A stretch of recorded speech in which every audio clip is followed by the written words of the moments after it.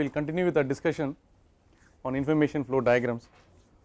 As I have already told you, drawing an information flow diagram will help you before you start the system simulation, though it may not be required for simulating systems with just 2 or 3 components, either if the number of components is exceedingly large or there is too much of a coupling between all the components of a system, which you will understand by an example I am going to discuss in a little while.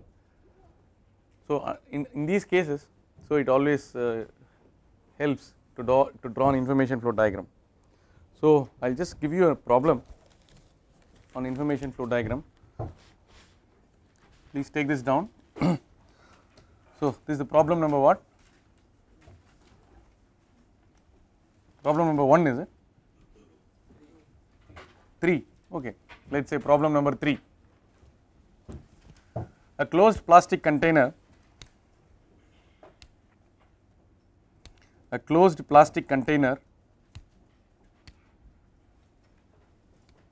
used to serve coffee in a seminar hall. A closed plastic container used to serve coffee in a seminar hall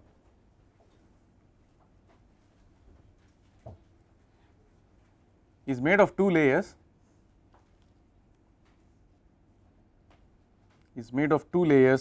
with an air gap between them,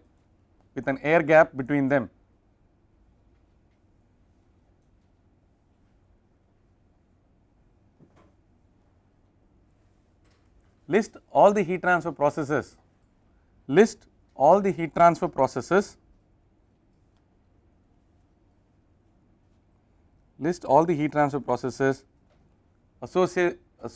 with the cooling,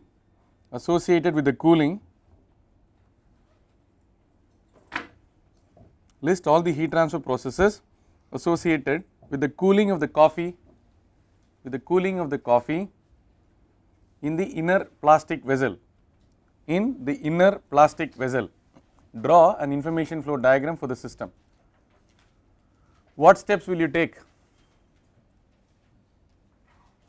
For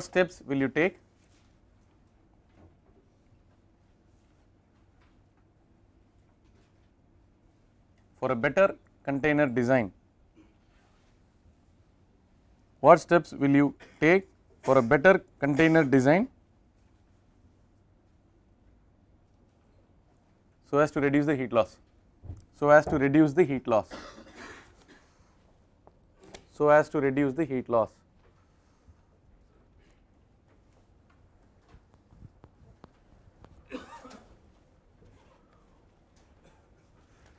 Can we have the screen? Okay, the same problem has been given.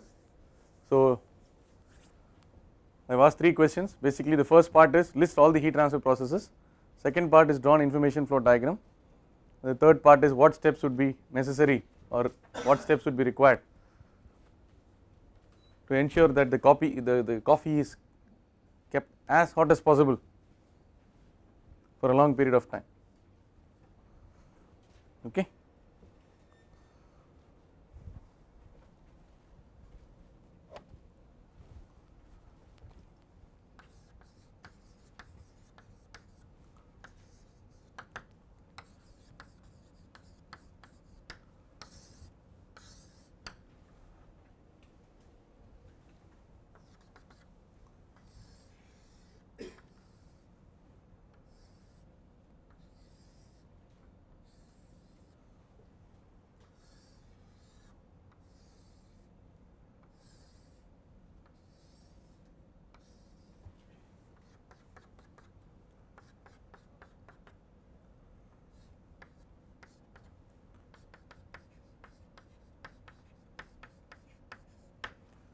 So do not worry about the free convection, the free surface and all that. Let us assume that it is fully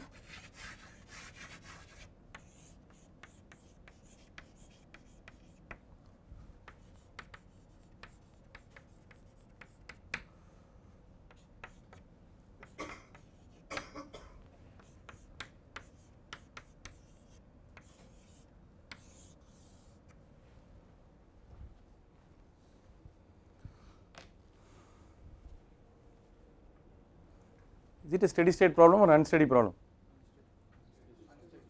Is it a steady state problem or unsteady problem? Unsteady problem.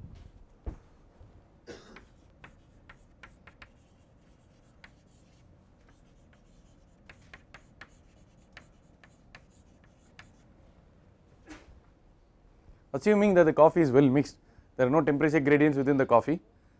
So, the temperature of the coffee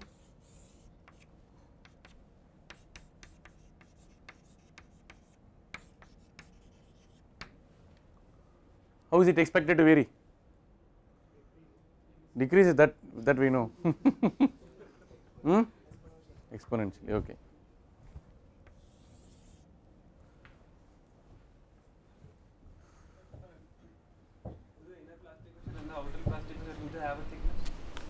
They will have a thickness. Yeah, make it as complicated as possible, and so.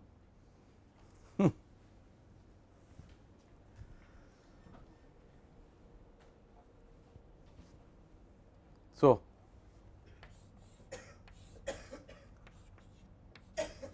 let us say inner plastic vessel.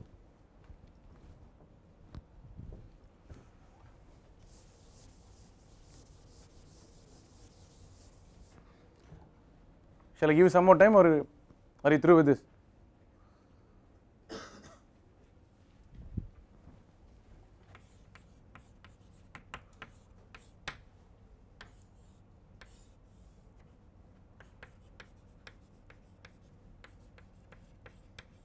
What did I say apart from this? A close is made of 2 layers.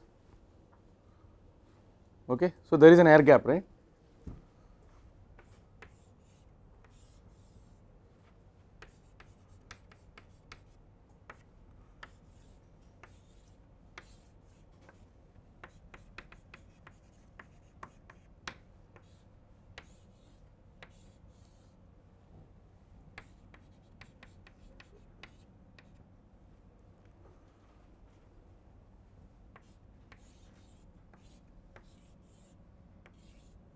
What is this now?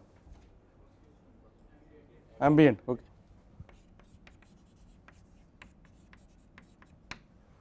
Is it a one-way path or a two-way path? Huh?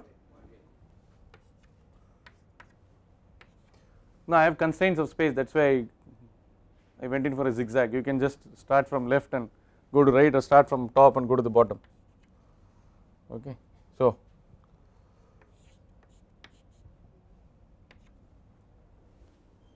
now what are the heat transfer processes associated? Inner vessel to layer 1. Okay, let's okay, Q convection. Radiation from coffee possible, but I think coffee, if coffee is consisting of 90% water, it's highly absorbing, and we don't worry about scattering and Raman spectroscopic effects and all. Okay, so so let's forget about that. So layer 1 to layer 2, layer 1 to air gap. What convection? Huh? Conduction, correct.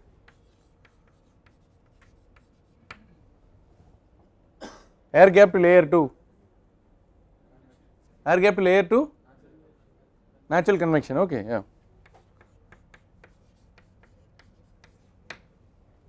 So layer 2 to ambient, layer 2 to ambient, no conduction, convection and radiation, correct.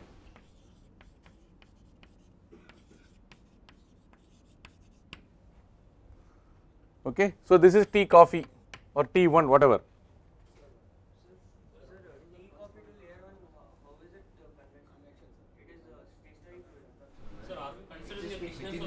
No, there will be some natural convection, right? But is there uniform temperature?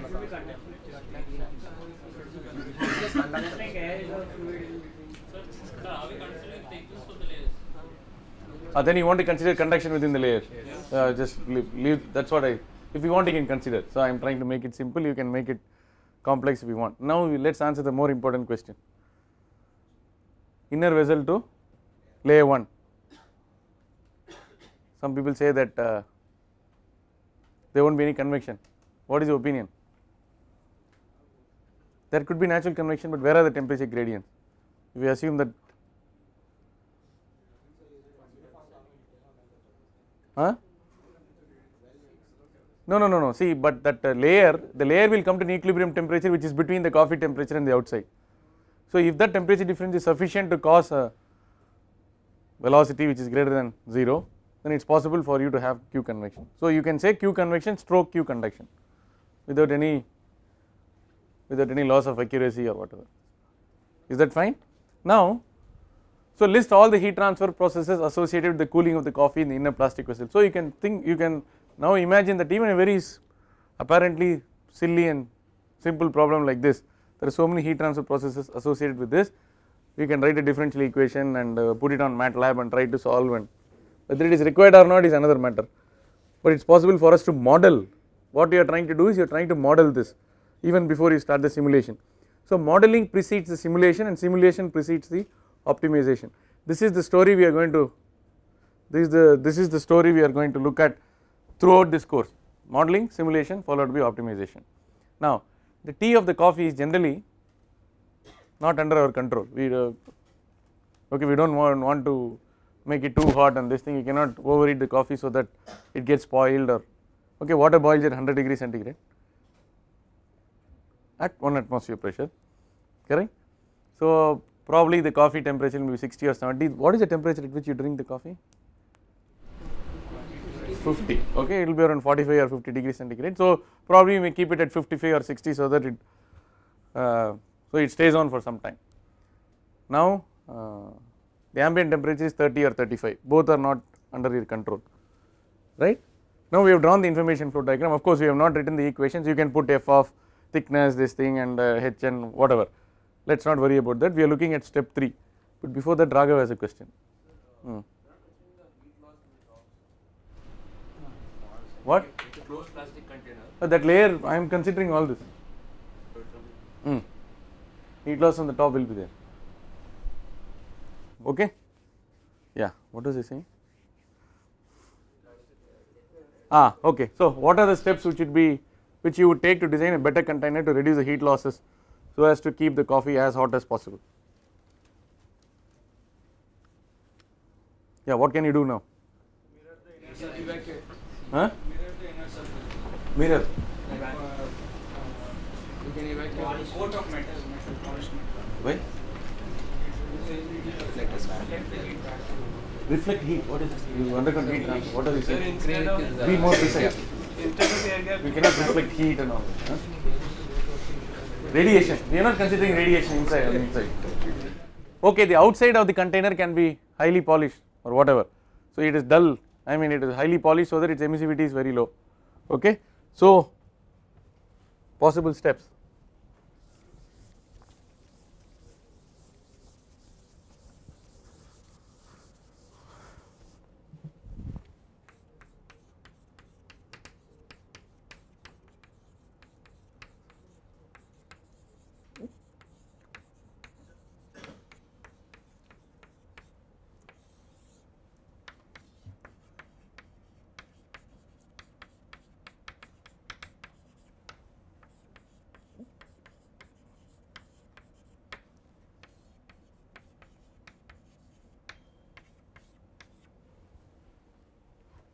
For the same volume you can make it a tall container. 1 second. You can make it a small tall container so that what happens? So that the air layer actually consists of a slender and tall, it is actually a slender and tall layer so that you reduce the natural convection. Are you getting the point? So if you look at natural convection, if you have a cavity like this,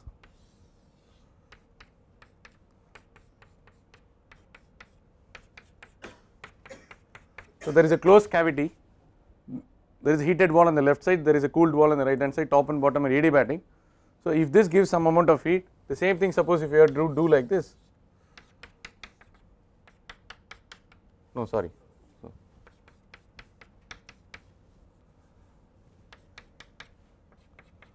now what happens is this results in what is called a multicellular pattern.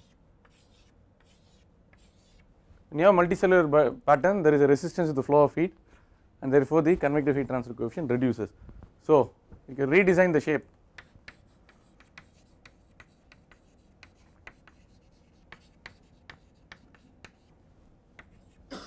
use better insulation material.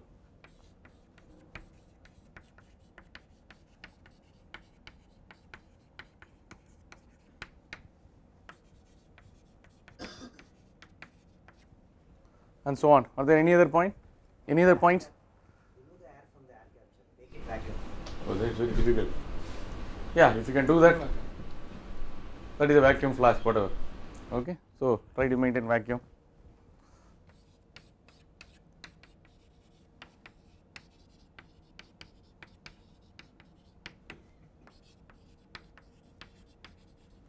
By the way,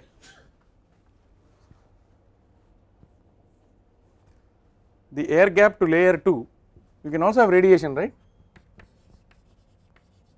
Correct?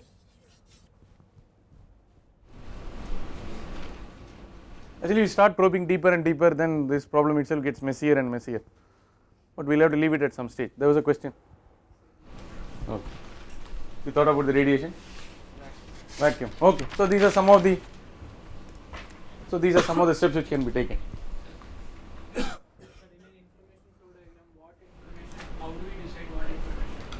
I already told you whatever is critical, whatever is required in order that you will be able to write a computer program, that alone is required. Okay. So in this, the temperature is not what we want. Temperature? No, heat.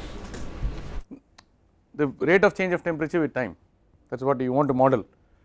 The temperature is an input. The initial temperature of the coffee is known, but the temperature of the coffee at various instants of time t is your unknown in the problem. Okay, that you want to model. Are you getting the point? So the temperature of the coffee as a function of time, it depends on all the boxes. So how is it how can we say information is flowing in one diagram, but the initial T is being affected by the things which are there? That's okay, everything is, but I am saying it is not a, there is no feedback loop, because inside is hot, outside is cold, all the heat is flowing from inside to outside, there is no question of something coming back. Are you getting the point? This is different from the vapor compression system, where the again from pump the loop is completed. Here there is no refrigerant or something which flows continuously. So that is the difference between between a sequential arrangement and an arrangement like this. Okay. Let us consider one more problem, and then we will close our discussion on information flow diagrams, and we will proceed to system simulation. Yes, please take down this diagram. So problem number 4, consider an electric furnace as shown in the figure. Problem number 4, consider an electric furnace as shown in the figure. Draw an information flow diagram for the furnace. Consider an electric furnace as shown in the figure. Draw an information flow diagram for the furnace. Okay. So I will quickly explain the situation to you. So this is a furnace, there is a material which is kept inside, which has got to be heated. The heaters are placed, strip heaters, radiative, which will radiatively heat the material, and it may also convectively heat. I am not going to give you all the clues. So these are all pasted on the top wall of the furnace. Okay. So there are gases inside which separate the material from the walls and also from the heater. You have got an insulation, you have got a wall, and then there is an insulation. So material, heater, wall, insulation, and finally there is heat loss to the ambient. Now please draw an information flow diagram for this. Please take 5 minutes. I hope you have got the solution. Okay. So this is the solution to the problem. So please, so we will have to write, we have to put everything in the form of blocks. So you have got the material, you have got the heater, you have got gases, you have got wall, you have got insulation, you have got the ambient. Since radiation, see, radiation does not necessarily flow from a body at high temperature to a body at low temperature. Any body which is at a temperature greater than 0 Kelvin, there will be a radiative transfer. So there will always be a dynamic equilibrium. So whenever radiation is there, you have to have a two-way arrow. Okay. So if you look at the material, okay, so material material to the gases or from the gases, material to the wall or from the wall, from the heater to the gases or from the gases, heater to the wall, but heater to material can also be there, right? Okay, so one arrow is missing, probably you should have an arrow here. Okay, from the wall again you can have to the gases, correct, and then from the wall to the insulation, but there is no need for a two-way arrow, right? So because from the wall will be hotter, and from wall to insulation, and from insulation to the ambient. Okay, then you have to write down the governing equation for each of these components, and you can model, and then you can find out the temperature response of the material with respect to time. If you solve this equation given the initial conditions, if it is a lumped capacitance model, then if the temperature of the material is only a function of time and not a function of the spatial coordinates, you can solve for the temperature as a function of time, and with the given initial condition you can march in time and find out the temperature as a function of time. Is that okay? So this is the first step. Once a problem is given to you, draw an information flow diagram and identify all the processes, then give the mathematical equations for the various processes, model them, and then you can go in for the simulation. All right? Okay. Okay, now we will start with system simulation.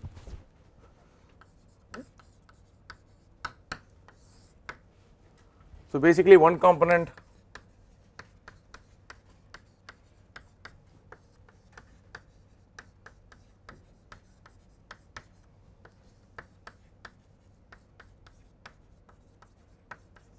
so you can have one component system which is pretty straightforward, then you can have a two component system, then n component system.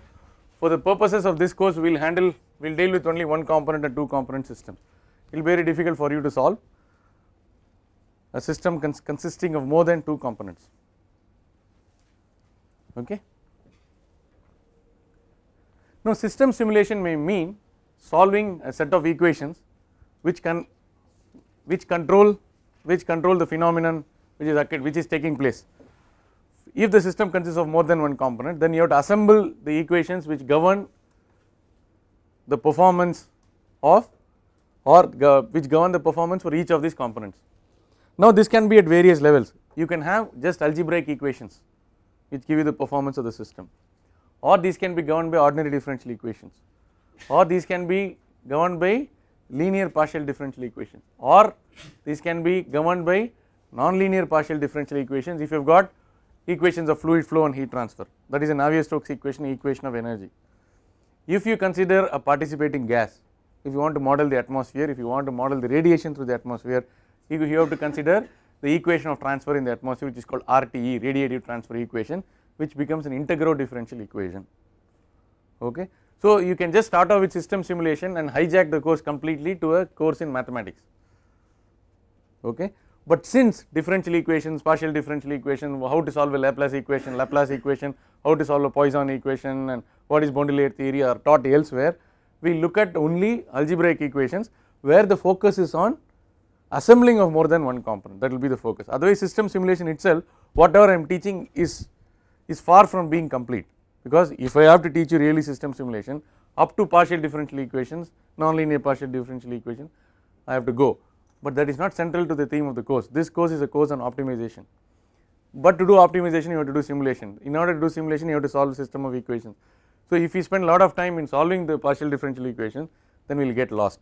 So we will restrict our attention to generally algebraic equations, and to add a little spice we will make them non-linear algebraic equations. Okay, because many of the components, for example, if you have a compressor, turbine and all this, the performance can be related, the dependent variable can be related to the independent variable in terms of simple non-linear algebraic equations. So with that in mind, I will teach you basically two methods. Okay, successive substitution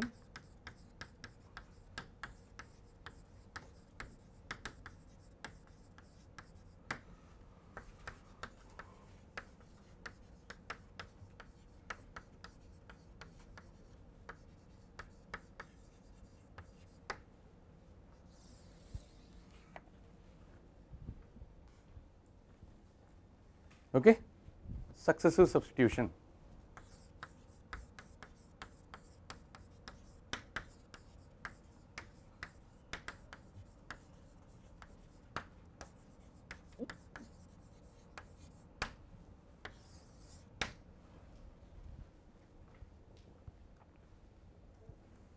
Consider an equation like this.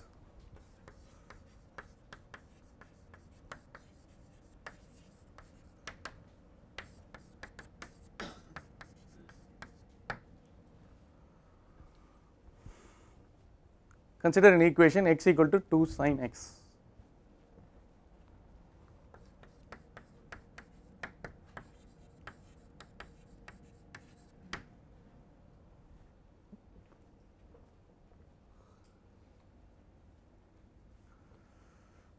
Can it be analytically solved?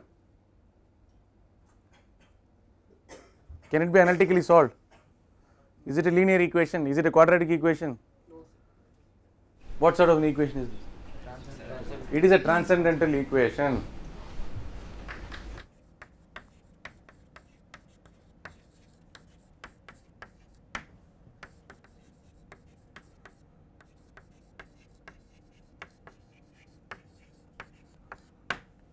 Has to be solved iteratively.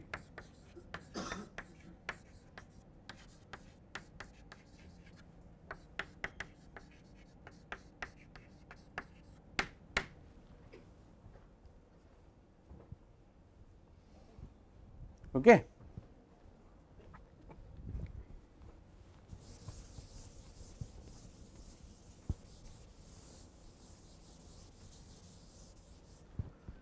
So we can rewrite that equation as f of x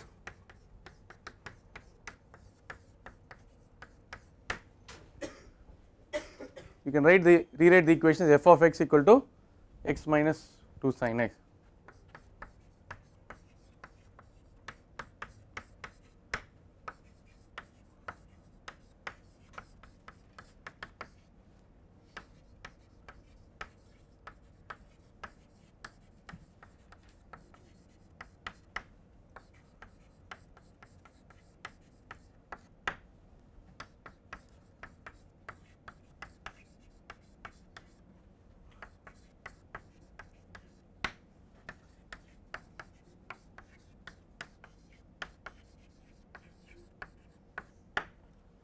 So the goal is to make f of x 0 and we have to determine where this happens. This or these are the solution or solutions to this problem.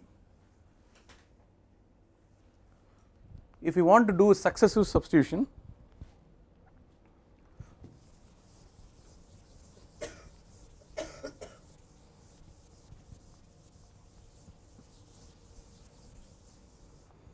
so if you want to do successive substitution, you have to write an algorithm for this. Correct? You have to write an algorithm for this and then either do hand calculation with your paper, pencil and calculator or go to the computer and do it. So what will be the algorithm for this? We will vary x from -2 to 2 and have small increments. That is a very desi way of doing it. Yeah, it may work. But you have to get a little more threateningly formal. How do you write the algorithm? Make a guess. Right in terms of mathematical, right? Hit the bullseye. Huh? That is Newton-Raphson method. You learned from some other course. So I am asking about successive substitution. How do you write the algorithm? Choose an arbitrary x, everything. Write the algorithm.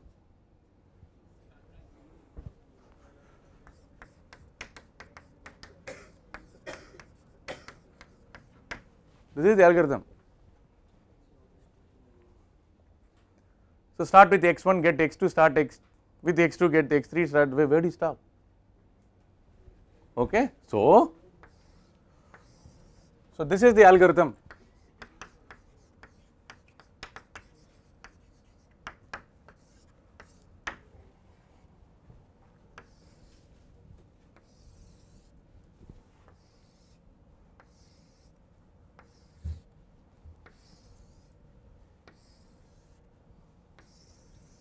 So I can put serial number, this is the iteration number x of I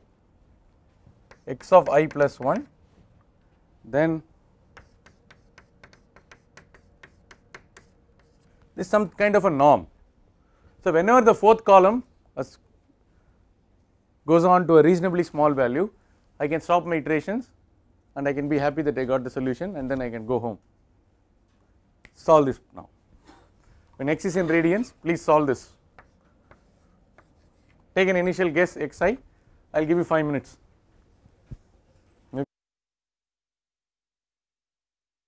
So, if you start doing the iterations, so you start with a value of 1, please remember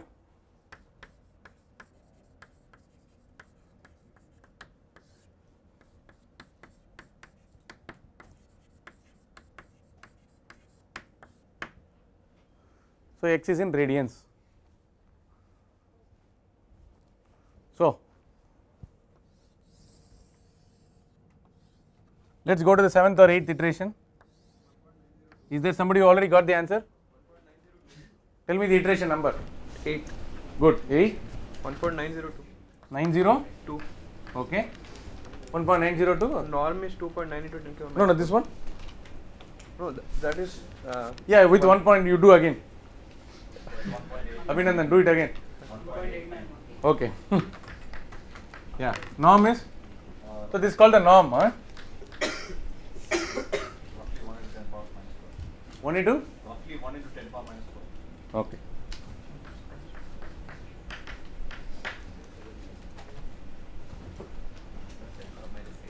So as you can see, after a few iterations the method of successive substitution works, but the problem is if there is a function which changes very rapidly, then there is a possibility that the method of successive substitution may miserably fail. So when the gradients are very sharp and so on, if you start with a wrong guess, then you may end up with the wrong, you may end up with the solution which diverges. I mean, we are not able to proceed further. So the method of successive substitution is not a universal cure, it is not a universal panacea where you can solve all problems with this, but simple problems can be solved with the help of this successive substitution. Okay.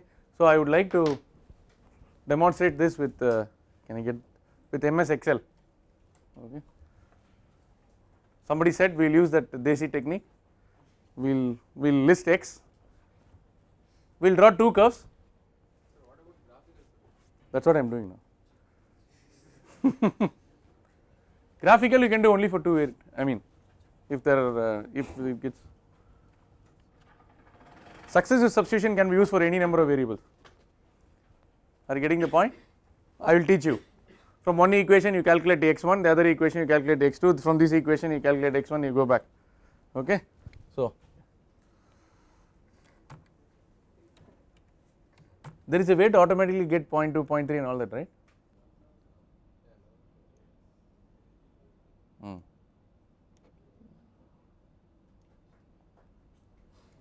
Okay, good. So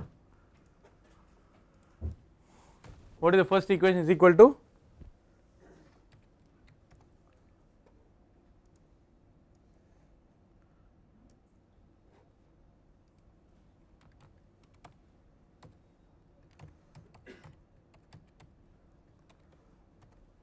What?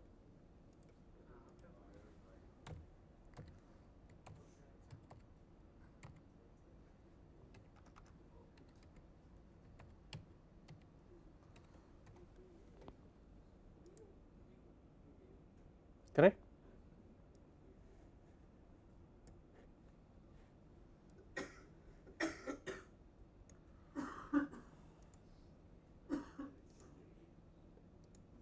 All radians only.